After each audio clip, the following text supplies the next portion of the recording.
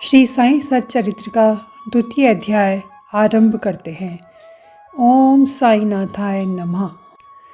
पिछले अध्याय में हमने सुना किस प्रकार विषूचिका के रोग के प्रकोप को आटा पिसवाकर तथा उसको ग्राम के बाहर फिकवाकर रोका, उसका उन्मूलन किया। बाबा की हमने बहुत सारी लीलाएं सुनी हैं, जिससे मेरे हृदय में अति आनंद हुआ और यही आनंद का स्रोत काव्य के रूप में प्रकट हुआ। मैंने ये सोचा कि इन महान आश्चर्यजनक लीलाओं का वर्णन बाबा के भक्तों के लिए मनोरंजक एवं शिक्षाप्रद सिद्ध होगा तथा उनके पाप समूल नष्ट हो जाएंगे। इसलिए मैंने बाबा का पवित्र जीवन गाथा और उनके मधुर उपदेशों का लेखन प्रारंभ कर दिया। श्री साईं की जीवनी न तो उलझनपूर्ण है न ही संकीर्ण, वरन सत्य और आध्यात्मिक मार्ग का वास्तविक दिग्दर्शन कराती है। श्री हेमंत पंत को ये विचार आया कि इस कार्य के लिए मैं उपयुक्त पात्र नहीं हूँ। मैं तो अपने परम मित्र की जीवनी से भी भलीभांति परिचित नहीं और न ही अपनी प्रकृति से। तब मुझ जैसा मूढ़मती भला एक महान संत पुरुष की जीवनी लिखने का दुस्साहस कैसे कर सकता है।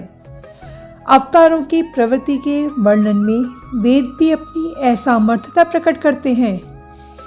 किसी संत का चरित्र समझने के लिए स्वयं को पहले संत होना नितांत आवश्यक है। फिर तो मैं उनका गुणगान करने में सर्वथा अयोग्य ही हूँ। संत की जीवनी लिखने में एक महान साहस की आवश्यकता है और कहीं ऐसा न हो कि 4 लोगों के समक्ष हास्य का पात्र बनना पड़े। इसलिए श्री साईं बाबा की कृपा प्राप्त करने के लिए मैं ईश्वर से प्रार्थना करने लगा। महाराष्ट्र के संत श्रेष्ठ श्री ज्ञानेश्वर महाराज का कथन है कि संत चरित्र के रचयिता से परमात्मा अति प्रसन्न होता है। तुलसीदास जी ने भी कहा है कि साधु चरित शुभ सरिस कपासु, निरस विशद गुण में फल जासु, जो सही दुख पर छिद्र दुरावा, वंदनीय यही जग जस पावा। भक्तों को भी संत की सेवा करने की इच्छा बनी रहती है और संतों की कार्य पूर्ण करा लेने की प्रणाली भी विचित्र ही है। यथार्थ प्रेरणा तो संत ही किया करते हैं। भक्त तो निमित्त मात्र हैं, या कहिए कि कार्य पूर्ति के लिए एक यंत्र मात्र हैं। उदाहरणार्थ, सक संवत 1700 में कवि महीपति को संत चरित्र लिखने की प्रेरणा हुई। ईश्वर ने संतों में अंतर प्रेरणा पैदा की और कार्य पूर्ण हो गया। इसी प्रकार सक संवत 1800 में दास गणों की सेवा स्वीकार हुई। महीपति के 4 काव्य रचे, भक्त विजय, संत विजय, भक्त लीलामृत और संत लीलामृत, और दास गणों ने केवल 2, भक्त लीलामृत और संत कथामृत। इसमें आधुनिक संतों के चरित्र का वर्णन है। भक्त लीलामृत के अध्याय 31, 32 और 33 तथा संत कथामृत के 57वें अध्याय में श्री साईं बाबा की मधुर जीवनी तथा अमूल्य उपदेशों का वर्णन सुंदर एवं रोचक ढंग से किया गया। इसका उदाहरण श्री साईं लीला पत्रिका के अंक 11, 12 और 17 में दिया गया है। पाठकों से इसके पठन का अनुरोध है। इसी प्रकार श्री साईं बाबा की अद्भुत लीलाओं का वर्णन एक बहुत ही सुंदर छोटी सी पुस्तिका श्री साईनाथ भजनमाला में किया गया, जिसकी रचना श्रीमती सावित्री बाई रघुनाथ तेंदुलकर ने की। श्री दासगणु महाराज ने भी साईं बाबा पर कई मधुर कविताओं की रचना की है और एक और भक्त अमीदास भवानी मेहता ने भी कुछ कथाओं को गुजराती में भी प्रकाशित किया है। साईं प्रभा नामक पत्रिका में भी कुछ लीलाएं शिरडी के दक्षिणा भिक्षा संस्थान द्वारा प्रकाशित की गईं। अब प्रश्न ये उठता है कि जब श्री साईं नाथ महाराज के जीवन पर प्रकाश डालने वाला इतना साहित्य उपलब्ध है, तो फिर एक अन्य ग्रंथ साईं सच्चरित्र लिखने की आवश्यकता ही कहाँ पैदा होती है। इसका उत्तर केवल यही है कि श्री साईं बाबा की जीवनी सागर के समान अगाध, विस्तृत और अथाह है। यदि उसमें गहरे गोते लगाए जाएं तो ज्ञान एवं भक्ति रूपी अमूल्य रत्नों की सहज ही प्राप्ति हो सकती है, जिनसे मुमुक्षुओं को बहुत लाभ होगा। श्री साईं बाबा की जीवनी, उनके दृष्टांत एवं उपदेश महान आश्चर्य से परिपूर्ण है। दुख और दुर्भाग्यग्रस्त मानवों को इनसे शांति और सुख प्राप्त होगा तथा वे लोक परलोक में श्रेयस की प्राप्ति होगी। यदि श्री साईं बाबा के उपदेशों का, जो कि वैदिक शिक्षा के समान ही मनोरंजक एवं शिक्षाप्रद है, श्रवण या मनन किया जाए तो भक्तों को अपने मनोवांछित फल की प्राप्ति हो जाएगी, अर्थात ब्रह्म से अभिन्नता, योग की सिद्धि और समाधि आनंद आदि की प्राप्ति सरलता से हो जाएगी। ये सोचकर ही मैंने चरित्र की कथाओं को संकलित करना प्रारंभ कर दिया। साथ ही ये विचार भी आया कि मेरे लिए सबसे उत्तम साधन तो केवल यही है, जो भोले भाले प्राणी श्री साईं बाबा के दर्शनों से अपने नेत्र सफल करने के सौभाग्य से वंचित रहे, उन्हें ये चरित्र अति आनंददायक प्रतीत होगा। अतः मैंने भी ये सोचकर अपना अहंकार उनके श्री चरणों पर न्यौछावर कर दिया। मैंने सोचा कि अब मेरा पथ अति सुगम हो गया है और मुझे बाबा इस इहलोक और परलोक में सुखी बना देंगे। मैं स्वयं बाबा की आज्ञा प्राप्त करने का साहस नहीं कर सकता था। अतः मैंने श्री माधव राव उपनाम श्यामा से, जो कि बाबा के अंतरंग भक्तों में से एक थे, इस हेतु प्रार्थना की। उन्होंने इस कार्य के निमित्त श्री साईं बाबा से विनम्र शब्दों में इस प्रकार प्रार्थना की कि ये अन्ना साहब आपकी जीवनी लिखने के लिए अत्यंत उत्सुक हैं, परंतु आप कृपया ऐसा न कहना कि मैं तो एक फ़कीर हूँ और मेरी जीवनी लिखने की आवश्यकता ही कहाँ। आपकी केवल कृपा और अनुमति से ही ये लिख सकते हैं और आपके श्री चरणों का पुण्य प्रताप ही इस कार्य को सफल बना देगा। आपकी अनुमति एवं आशीर्वाद के अभाव में ही कोई भी कार्य यशस्वी नहीं हो सकता। ये प्रार्थना सुनकर बाबा को मेरे ऊपर दया आ गई। उन्होंने आश्वासन और उदी देकर अपना वरद हस्त मेरे मस्तक पर रखा और कहने लगे, इन्हें जीवनी और दृष्टांतों को एकाग्रचित कर लिपिबद्ध कर दो। मैं इसकी सहायता करूँगा। मैं स्वयं ही अपनी जीवनी लिखकर भक्तों की इच्छाएं पूर्ण करूँगा, परंतु इनको अपना अहम त्याग कर मेरी शरण में आना चाहिए। जो अपनी जीवनी में इस प्रकार आचरण करता है, उसकी मैं अत्यधिक सहायता करता हूँ। मेरी जीवन कथाओं की बात तो सहज ही है। मैं तो इन्हें घर बैठे अनेक प्रकार की सहायता पहुँचाता हूँ। जब इनका अहम पूर्ण नष्ट हो जाएगा और खोजने पर लेश मात्र भी नहीं मिलेगा, तब मैं इनके अंतःकरण में प्रकट होकर स्वयं ही अपनी जीवनी लिखूँगा। मेरे चरित्र और उपदेशों के श्रवण मात्र से भक्तों के हृदय में श्रद्धा जागृत होगी और सरलतापूर्वक आत्मानुभूति एवं परमानंद की प्राप्ति हो जाएगी। ग्रंथ में अपने मत का प्रतिपादन तथा दूसरों का खंडन तथा अन्य किसी विषय के पक्ष या विपक्ष में व्यर्थ के वाद विवाद की कुछ चेष्टा नहीं होनी चाहिए। वाद विवाद शब्द से आपको स्मरण हो आया कि मैंने पाठकों को वचन दिया था कि हेमांग पंग प्राप्त हुई उसका वर्णन करूँगा। अब मैं उसका वर्णन करता हूँ। श्री काका साहेब दीक्षित व नाना साहेब चांदोरकर मेरे अति घनिष्ठ मित्रों में से एक थे। अतः उन्होंने मुझे शिरडी जाकर श्री साईं बाबा के दर्शन लाभ उठाने का अनुरोध किया। मैंने ये वचन दिया, परंतु कुछ बाधा आ जाने के कारण मेरी शिरडी यात्रा स्थगित हो गई। मेरे घनिष्ठ मित्र का पुत्र लोनावला में रोगग्रस्त हो गया। उन्होंने सभी संभव आदि भौतिक और आध्यात्मिक उपचार किए, परंतु सभी प्रयत्न निष्फल हुए और ज्वर किसी प्रकार भी कम नहीं हुआ। अंत में उन्होंने अपने गुरुदेव को उसके सिरहाने बिठाया, परंतु परिणाम पूर्ववत ही रहा। ये घटना देखकर मुझे विचार आया कि जब एक गुरु एक बालक के प्राणों की रक्षा करने में भी असमर्थ है, तब उसकी उपयोगिता ही क्या है। और जब इनमें कोई सामर्थ्य ही नहीं, तब शिरडी जाने से क्या प्रयोजन। ऐसा सोचकर मैंने यात्रा स्थगित कर दी। परंतु जो होना था वो तो होकर ही रहेगा, और इस प्रकार हुआ। प्रांताधिकारी नाना साहब चांदोरकर बसई के दौरे पर जा रहे थे। वे ठाणे से दादर पहुँचे और बसई जाने वाली गाड़ी की प्रतीक्षा कर रहे थे। उसी समय बांद्रा लोकल आ पहुँची, जिसमें बैठकर वे बांद्रा पहुंचकर तथा शिरडी यात्रा स्थगित करने के लिए मुझे आड़ों हाथ लिया। नाना साहेब का तर्क मुझे उचित और सुखदायी प्रतीत हुआ, और इसके फलस्वरूप मैंने उसी रात्रि शिरडी जाने का निश्चय किया और सामान बांधकर शिरडी को प्रस्थान कर दिया। मैंने सीधे दादर जाकर वहां से मनमाड की गाड़ी पकड़ने का कार्यक्रम बनाया। इस निश्चय के अनुसार मैंने दादर जाने वाली गाड़ी के डिब्बे में प्रवेश किया। गाड़ी छूटने ही वाली थी कि इतने में एक यवन मेरे डिब्बे में आया और मेरा सामान देखकर मुझसे मेरा गंतव्य स्थान पूछने लगा। मैंने अपने कार्यक्रम उसे बतला दिया। उसने मुझसे कहा कि मनमाड की गाड़ी दादर पर खड़ी नहीं होती, इसके लिए सीधे बोरी बंदर से होकर जाओ।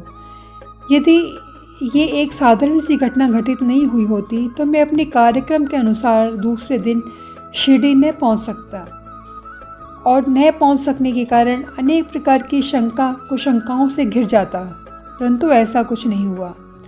भाग्य ने साथ दिया और दूसरे दिन 9-10 बजे से पूर्व ही मैं शिरडी पहुंच गया। सन 1910 की बात है, जब प्रवासी भक्तों के ठहरने के लिए साठेवाड़ा ही एकमात्र स्थान था। तांगे से उतरकर मैं साईं बाबा के दर्शन के लिए बड़ा लालायित हुआ। उसी समय भक्त प्रवर श्री तात्या साहेब नूलकर मस्जिद से लौटे ही थे, और उन्होंने बतलाया कि इस समय श्री साईं बाबा मस्जिद के मोड़ पर ही हैं। अभी केवल उनके प्रारंभिक दर्शन ही कर लो और फिर स्नान आदि से निवृत्त होने के पश्चात सुविधा से भेंट करने जाना। ये सुनते ही मैं दौड़ कर गया और बाबा की चरण वंदना की। मेरी प्रसन्नता का पारावार न रहा। मुझे क्या नहीं मिल गया था। मेरा शरीर प्रफुल्लित सा हो रहा था। क्षुधा और तृषा की सुधि जाती रही। जिस क्षण से उनके भव विनाशक चरणों का स्पर्श प्राप्त हुआ, मेरे जीवन में एक नूतन आनंद प्रवाह बहने लगा। मैं उनका सदैव के लिए ऋणी हो गया। उनका ये उपकार मैं कभी नहीं भूल सकूंगा। मैं सदा उनका स्मरण कर उन्हें मानसिक प्रणाम किया करता हूँ। जैसा कि मेरे अनुभव में आया कि साईं के दर्शन में ही ये विशेषता है कि विचार परिवर्तन तथा पिछले कर्मों का प्रभाव शीघ्र मंद पड़ने लगते हैं, और शनै शनै अनासक्ति और एवं सांसारिक भोगों से वैराग्य बढ़ता जाता है। केवल गत जन्मों के अनेक शुभ संस्कार एकत्रित होने पर ही ऐसा दर्शन प्राप्त होना सुलभ हो सकता है। पाठकों, मैं आपको शपथ पूर्वक कहता हूँ, यदि आप साईं बाबा को एक दृष्टि भरकर देख लेंगे तो आपको समस्त विश्व ही साईं में दिखाई पड़ेगा। शिरडी पहुंचने के प्रथम दिन ही बाला साहेब तथा मेरे बीच गुरु की आवश्यकता पर वाद विवाद छिड़ गया। मेरा मत था कि स्वतंत्रता त्याग कर पराधीन क्यों होना। जब कर्म करना ही पड़ता है तब गुरु की आवश्यकता ही कहाँ है। प्रत्येक को पूर्ण प्रयत्न कर स्वयं को आगे बढ़ना चाहिए। गुरु शिष्य के लिए करता ही क्या है, वे तो सुख से निद्रा का आनंद लेता है। इस प्रकार मैंने स्वतंत्रता का पक्ष लिया और बाबा साहेब ने प्रारब्ध का। उन्होंने कहा कि जो विधि लिखित है वो तो घटित होकर ही रहेगा। इसमें उच्च कोटि के महापुरुष भी असफल हो गए हैं। कहावत है ना, मेरे मन कछु और है और विधाता के कछु और। फिर परामर्श युक्त शब्दों में बोले, भाई साहब ये निर्विद्युता छोड़ दो, ये अहंकार तुम्हारा कुछ भी सहायता नहीं कर सकेगा। इस प्रकार दोनों पक्षों के खंडन मंडन में लगभग 1 घंटा व्यतीत हो गया और सदैव की भांति कोई निष्कर्ष न निकल सका। इसलिए तंग और विवश होकर विवाद स्थगित करना पड़ा। इसका परिणाम ये हुआ कि मेरी मानसिक शांति भंग हो गई और मुझे अनुभव हुआ कि जब तक घोर दैहिक बुद्धि और अंधकार न हो, जब तक विवाद संभव नहीं, परंतु वस्तुतः अहंकार ही विवाद की जड़ है। जब अन्य लोगों के साथ में मस्जिद गया तब बाबा ने काका साहेब को संबोधित कर प्रश्न किया कि साठेवाड़े में क्या चल रहा है, किस विषय में विवाद था। फिर मेरी ओर दृष्टिपात कर बोले, इन हेमांड पंत ने क्या कहा? ये शब्द सुनकर मैं अति अचंभित हुआ। साठेवाड़ा और मस्जिद में पर्याप्त अंतर था। सर्वज्ञ या अंतर्यामी होते हुए बाबा को विवाद का ज्ञान कैसे प्राप्त हो सकता था? मैं सोचने लगा कि बाबा हेमांड पंत के नाम से मुझे क्यों संबोधित कर रहे हैं। ये शब्द तो हिमाद्री पंत का अपभ्रंश है।